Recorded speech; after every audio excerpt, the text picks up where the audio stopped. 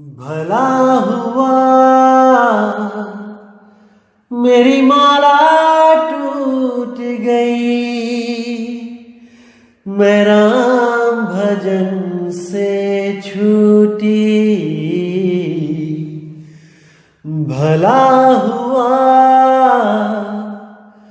मेरी माला टूट गई, मैं राम भजन से छूटी।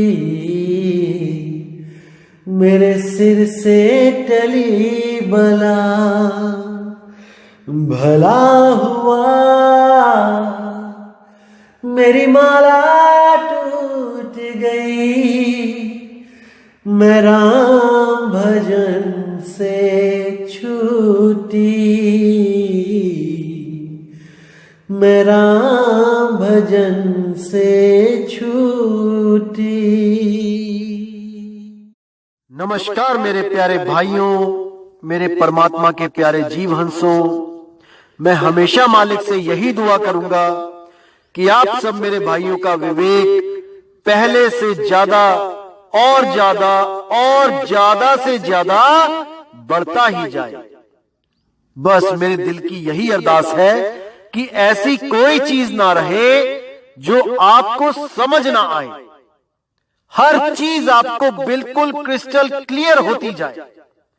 बस यही चाहूंगा मैं, यही अरदास करूंगा उस बंदी छोड़ से, उस परमपिता परमात्मा से कि वो आपके विवेक शक्ति में बढ़ोतरी करता ही जाए और ऐसा कोई भी अज्ञान ना रहे इस दुनिया में जो आपको 1% भी भ्रमित कर पाए। कुछ ना रहे ऐसा। आपका ये भाई आपकी पूरी मदद करने के लिए तैयार है। बस आप निष्पक्ष भाव से इस सत्संग को सुनते रहिए और उस पर विचार करते रहिए। विवेक लगाइए कि जो मैंने बात कही है वो सत्य है या असत्य है। जवाब मेरे भाई आपके अंदर से ही आएगा। उस परमात्मा का जवाब आपके अंदर से आएगा। बस उसको पहचानने की कोशिश करो। साहिब बंदगी। और दोस्तों, आपको बताना चाहूंगा कि काफी दिनों से कुछ लिंक व्हाट्सएप पे शेयर किए जा रहे हैं जिसमें कुछ गुरुओं की फोटो लगाई गई है और कुछ भड़काऊ से शब्दों से टाइटल दिया गया है। दोस्तों, ऐसे किसी भी चैनल से हमारा कोई लेना देना नहीं है। आप उनको बिल्कुल ना देखें, बिल्कुल भी ना देखें, क्योंकि वो सत्संग हमारे ही अपलोड कर रहा है और गलत फोटो लगा लगा के दुनिया को भ्रमित कर रहा है। बिल्कुल भी उनका चैनल ना तो सब्सक्राइब करें और जिन्होंने किया है वो अनसब्सक्राइब कर दें। बिना मेरी परमिशन के जो सत्संग अपलोड किए जा रहे हैं ये बिल्कुल गलत बात है। आप ये सब बंद करें। और कोई भी मेरा भाई अगर अपने चैनल पे कोई सत्संग मेरा चलाना चाहता है तो पहले परमिशन लो। प्रचार में योगदान करना है तो बिल्कुल सही तरीके से करो। किसी भी गुरु की फोटो नहीं लगानी है। सब गुरु मेरे बड़े अपनी अपनी ठौर। शब्द विवेकी पारखी सो माथे कम और। हमने हर गुरु की इज्जत करनी है। हमें किसी भी गुरु से हमारा वैर नहीं है भाई। हर गुरु अपनी अपनी सीमा में अपने अपने शिष्यों को ज्ञान दे रहा है। जहां तक उसकी पहुंच है वो अपने अपने शिष्यों को पहुंचा रहा है। क्या दिक्कत है इसमें? इसलिए मेरे भाई ये जो गलत काम है इसको बंद करो और अगर करना ही है तो सही से करो। जैसे मैं किसी की फोटो नहीं लगाता हूं, आप भी मत लगाएं। साहिब। तो मेरे प्यारे भाइयों, आज जो हम वाणी लेने जा रहे हैं वो वाणी बाबा नानक जी की श्री गुरु ग्रंथ साहिब जी में अंग नंबर 661 पर दर्ज है। और इतनी प्यारी वाणी, इतनी विवेकवान वाणी है कि अगर आपने इसको समझ लिया तो आपके सारे भ्रम खत्म हो जाएंगे और ये जितने भी काल के दूत बैठे हैं आपको भरमाने के लिए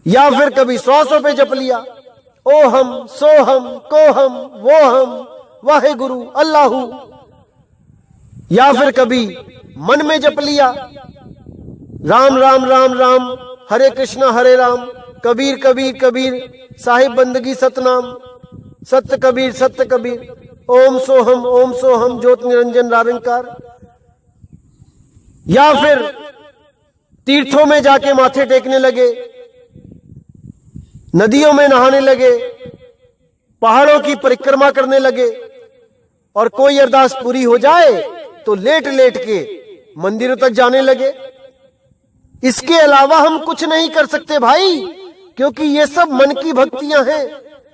कभी व्रत रख लिया, कभी पाठ करवा लिया, कभी नित्यनेम करने लगे, पढ़ने लगे, गुणने लगे। इससे ज्यादा कुछ नहीं कर सकते जब तक उस मालिक की नजर ना हो जाए, उसकी मेहर ना हो जाए। क्योंकि जब वो मेहर करता है तब आपको आपका निज नाम मिलता है। इसीलिए बोला है, कोई नाम ना जाने मेरा, कोई मेरा नाम नहीं जानता, केवल बंदी छोड़ जानता है, वो परमात्मा जानता है। और वो यहां कोई अपना नाम देने नहीं आता, उसके तो अनंत नाम है, कोई भी जप लो। वो यहां तुम्हें तुम्हारा निज नाम देने आता है। तुम्हारा नाम, आखिर तुम हो कौन, तुम्हारा रूप क्या है? तो साहिब कहते हैं, शब्द हमारा तू शब्द का, सुन मत जा सरक, जो चाहे निज रूप को तो शब्द ही ले परख। हे जीव, अगर तू अपने निज रूप को जानना चाहता है तो शब्द को परख ले, क्योंकि मैं भी शब्द हूं और तू भी शब्द है। तू कोई देह नहीं है जो कभी खंडित हो जाएगी, खत्म हो जाएगी। तू आत्मदेव है, तू अजर अमर अविनाशी है। केवल खुद को भूल गया है, और खुद को भूलने के कारण तू परमात्मा को ढूंढ रहा है, तू किसी और को ढूंढ रहा है, क्योंकि तू खुद को भूल गया है। अगर तू खुद को चीन जाए तो परमात्मा स्वयं तू ही हो जाए, तुझमें और परमात्मा में कोई भेद ना रहे। जो तू सो हम, उस अवस्था को प्राप्त कर जाए। लेकिन जब तक तुझे कोई ऐसा गुरु नहीं मिला जो तुझे इन तंत्रों मंत्रों से, इन पाखंडों से छुड़वा दे, जब तक तू अमर नहीं हो सकता मेरे भाई। तुझे गर्भ जूनों में आना जाना पड़ेगा।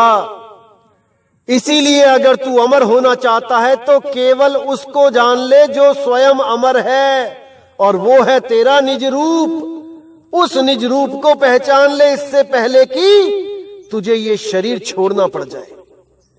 तो इसी के लिए नानक साहिब बोल रहे हैं, नदर करे ता सिमरिया जाई, आत्म द्रव्य रहे लिवलाई। वो आत्म रस, उसमें जब तुम सुरती लगाओगे तब तुम्हें पता लगेगा कि तुम आखिर हो कौन, और तुम अपने आप को समझ क्या रहे थे। आत्मा परमात्मा एको करे, अंतर की दुविधा अंतर मरे। कितना क्लियर कर दिया यहां पे कि जब तक ये जीव अपने आप को आत्मा करके नहीं जानेगा, नहीं पहचानेगा, ये परमात्मा को प्राप्त नहीं कर पाएगा। क्योंकि आत्मा को प्राप्त करने पर यह निर्मल अवस्था में पहुंच जाता है, जहां पर पहुंच के इसके अंग संग वो परमात्मा रहता है। जैसे पानी में समुद्र रहता है और समुद्र में पानी रहता है, उसी तरह आत्म में राम, राम में आत्म। चीनस गुरु विचारा, कि उस आत्मा में राम को और राम में उस आत्मा को चीनने वाला कोई परम विवेकी गुरु ही आपको वो भेद दे सकता है। नहीं तो सब के सब आपको अपने शरीरों के साथ उलझा देंगे, खुद को गुरु सिद्ध कर देंगे कि मैं ही गुरु हूं, जबकि गुरु केवल और केवल शब्द है मेरे भाई।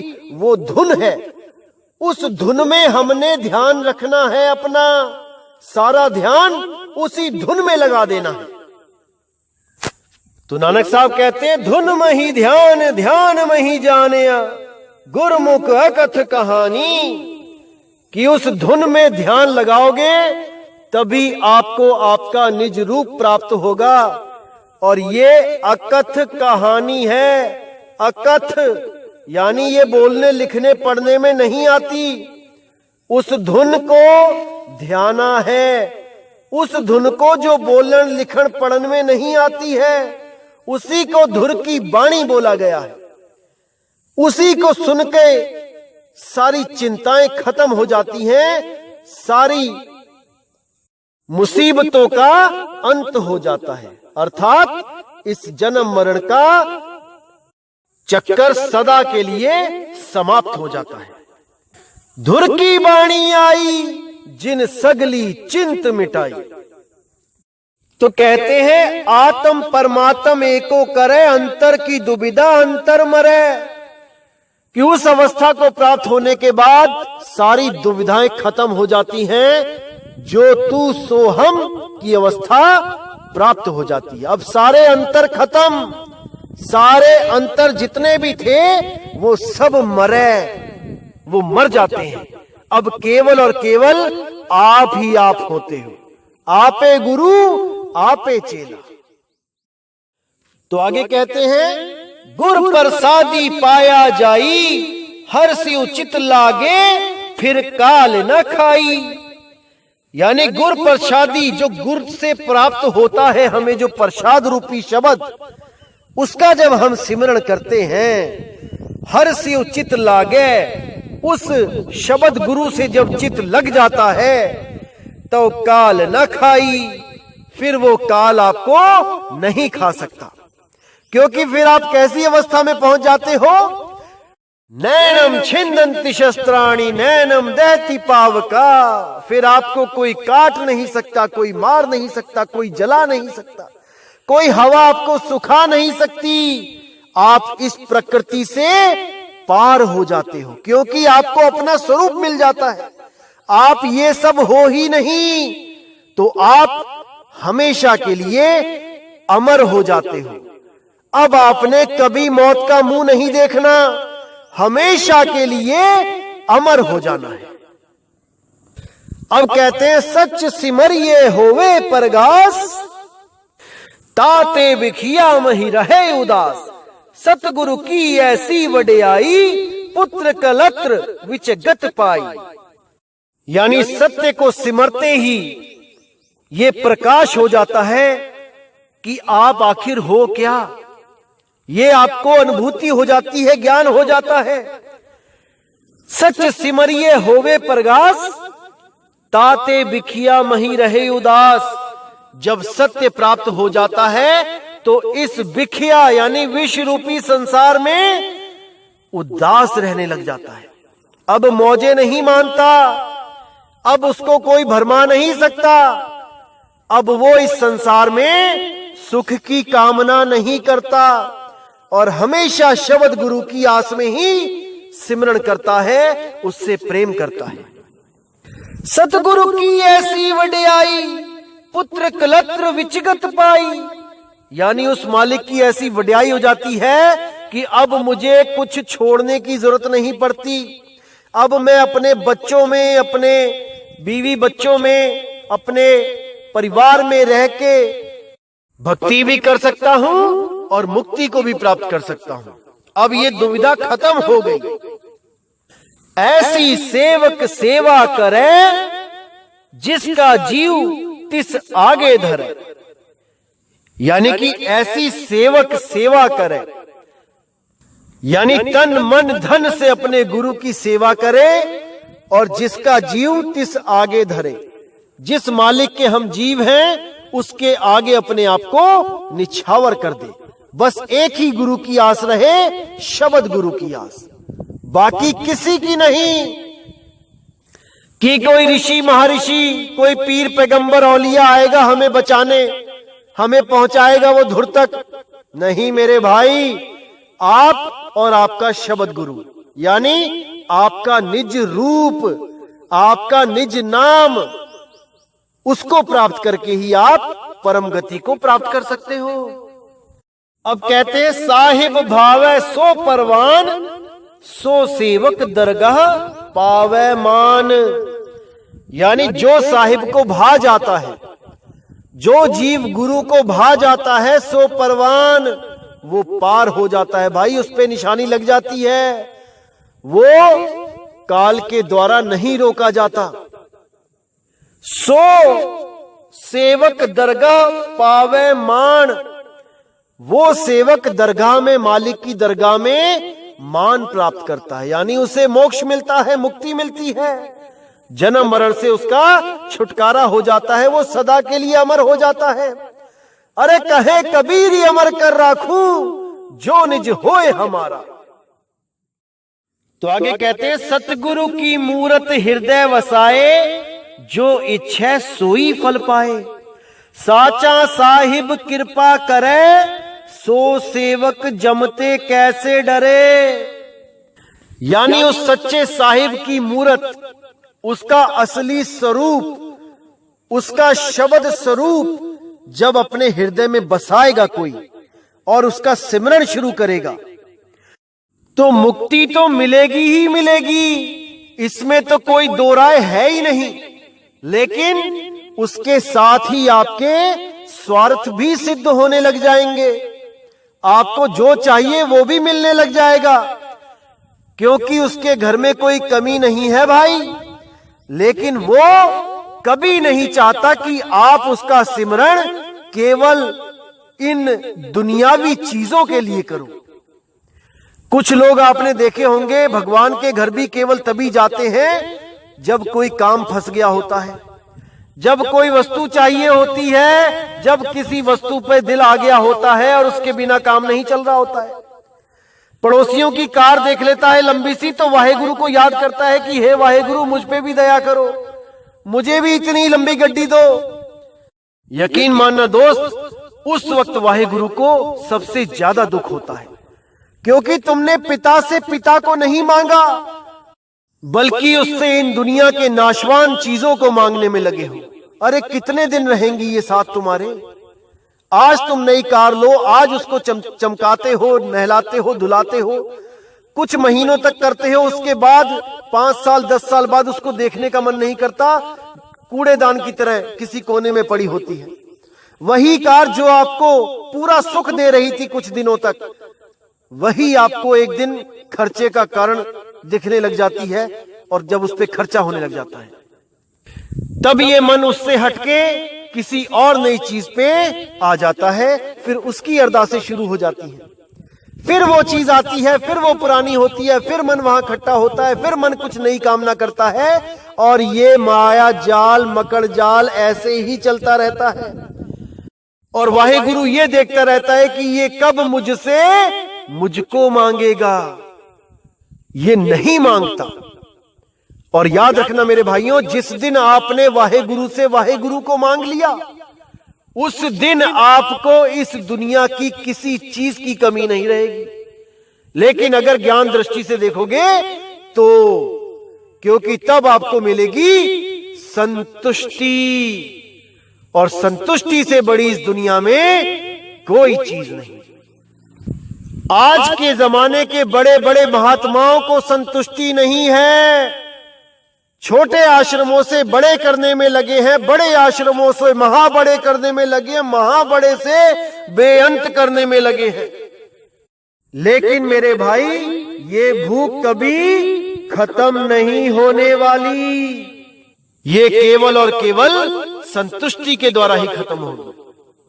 तो आगे कहते हैं साचा साहिब कृपा करे, सो सेवक जमते कैसा डरे। जिस पर वो मालिक कृपा करके अपना नाम बख्श देता है, वो जीव जम से नहीं डरता, अब मौत से नहीं डरता। कभी भी मौत आ जाए, उसने शब्द गुरु का सिमरन स्टार्ट करना है और हमेशा के लिए इस देह को उसी वक्त त्याग देना है।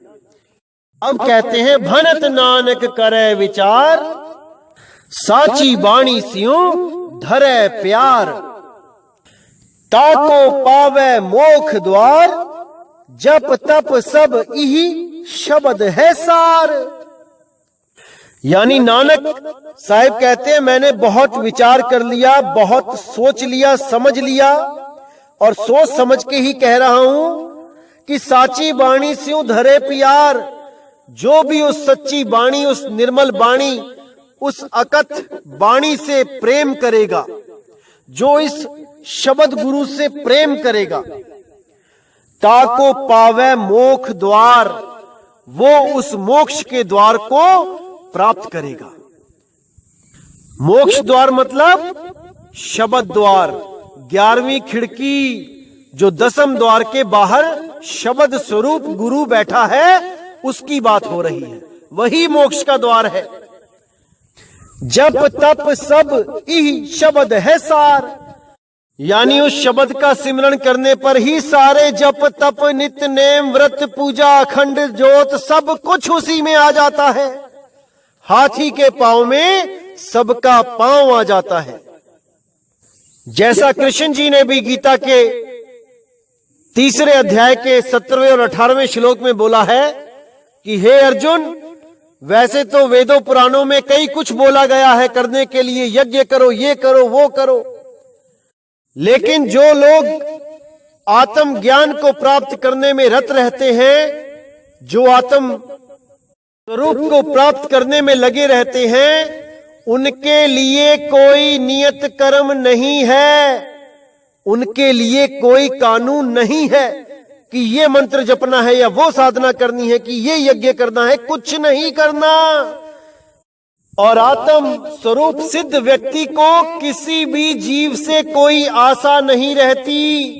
अब उसको किसी से भी कोई आस नहीं रहती, क्योंकि वो स्वयं ही सिद्ध हो चुका है, अपने स्वरूप को जान चुका है। वो जन्म मरण से न्यारा हो चुका है। जैसे परमात्मा न्यारा है, वैसे ही वो भी न्यारा हो जाता है, क्योंकि आत्म परमात्म एको करे, अंतर की दुविधा अंतर मरे। तो दोस्तों, उम्मीद करता हूं कि आज के सत्संग से आपके सारे भ्रम खत्म हो गए होंगे।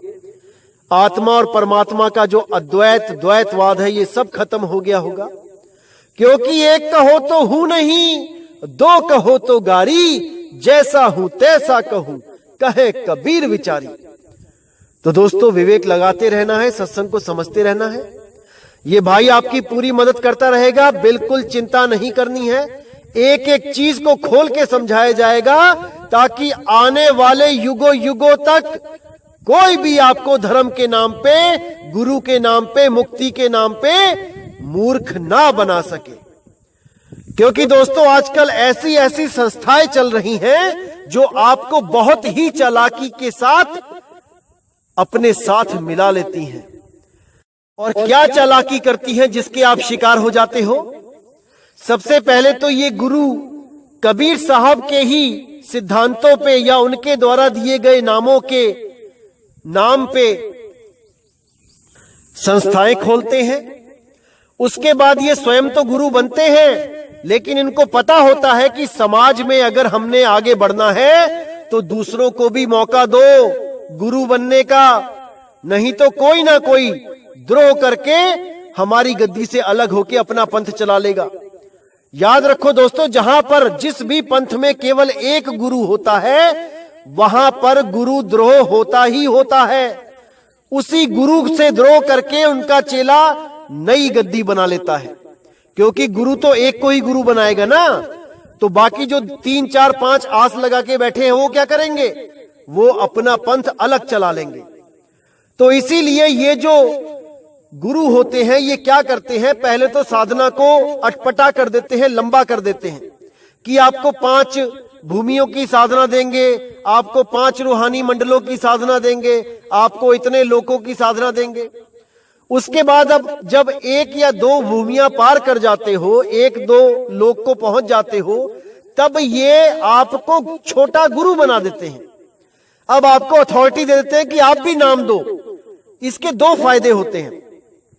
एक तो गुरु को हर गली हर शहर में जाके मेहनत नहीं करनी पड़ती, नीचे उसने छोटे छोटे गुरु बना दिए हैं, वो खुद ही भागते रहते हैं, खुद ही नया शिकार पकड़ते रहते हैं, और ऊपर से उनको ये भी मान बढ़ाई का चस्का लग जाता है कि मैं भी गुरु बन गया, मैं भी नाम देता हूं।